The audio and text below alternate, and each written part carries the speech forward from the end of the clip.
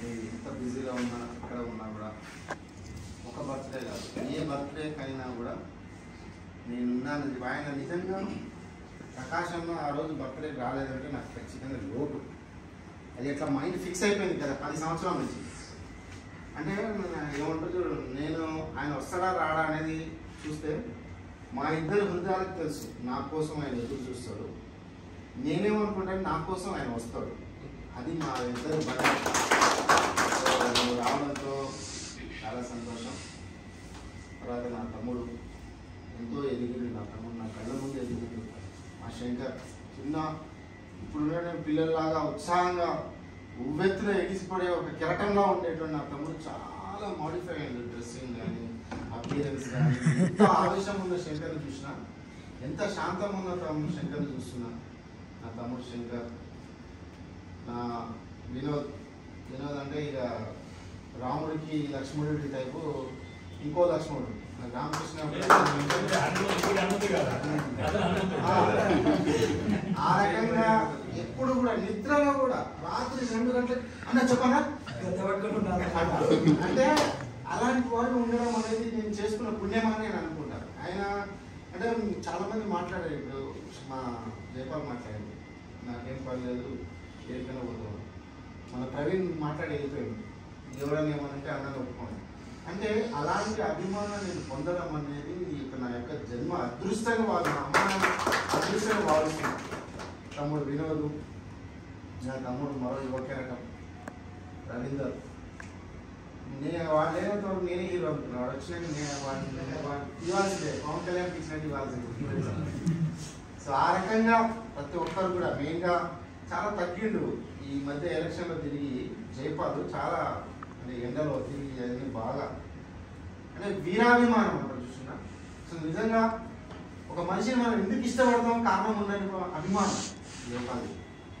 ఆ రకంగా జయపాల్ అక్కడ తర్వాత ఏ రోజైనా ఒక రోజు తగ్గిస్తాడేమో అభిమానం అనుకుంటా, కానీ అంతకంటే పెరుగుతుంది అది.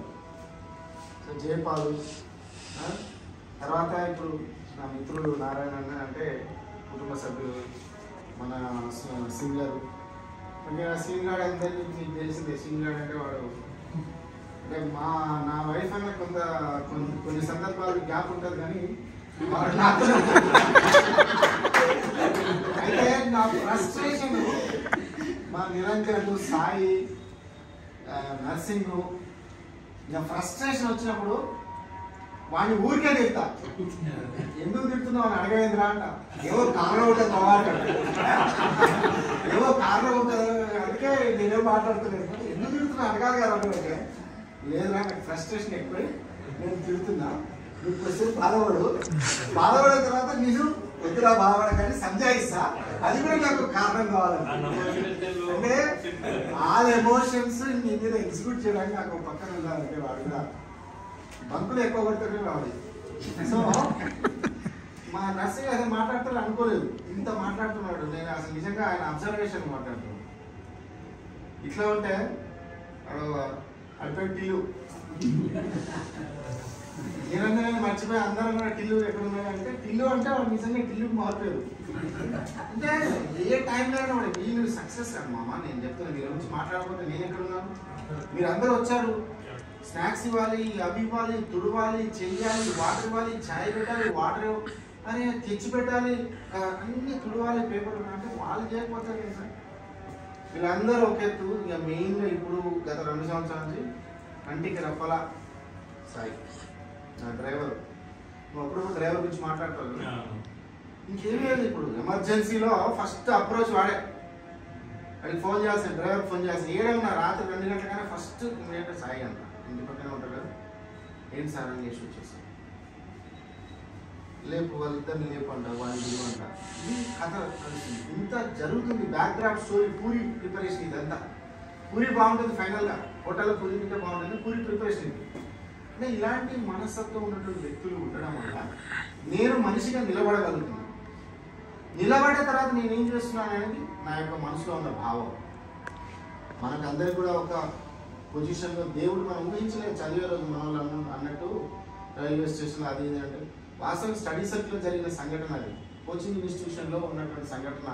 అదే న్యూస్ పేపర్ వేసుకొని పైన డాబా మీద పడుకునేవాళ్ళం. ఆ కోచింగ్ ఇన్స్టిట్యూట్లో ఉన్నటువంటి బాత్రూంలో స్నానాలు చేసేవాళ్ళం. సో ఆ రకంగా కొన్ని రోజులు ఉండి రూపొంది కొట్టి సమాజానికి ఏదో చేయాలనే తపన పుట్టిన దగ్గర నుంచి ఉంది. చదువుతున్న టైంలో ఎన్ఎస్ఎస్ నేషనల్ సోషల్ సర్వీస్ అనేది నేను మెంబర్. దాంట్లో కొంత బీజాలు అట్లా స్పార్క్ తగిలినాయి.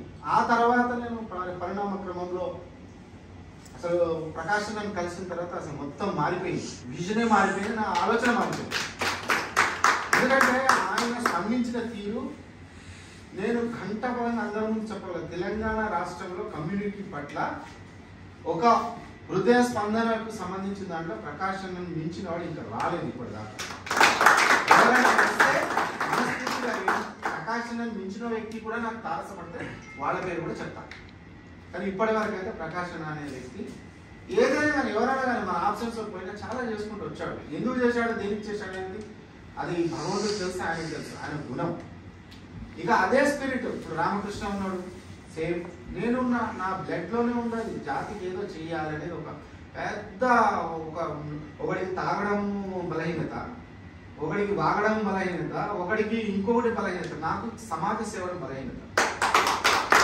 ఎందుకంటే ఒక సహాయం కోసం పొందే వ్యక్తికి మనం సహాయం చేస్తే అది వాళ్ళు ఇచ్చే బ్లెస్సింగ్స్ వేరు, వాళ్ళు ఇచ్చేటువంటి ఆ యొక్క సంతోషం, వాళ్ళ ఫేస్లో చూసే సంతోషం వేరు. దానికోసం నేను చాలా తాపత్రయపడతాను.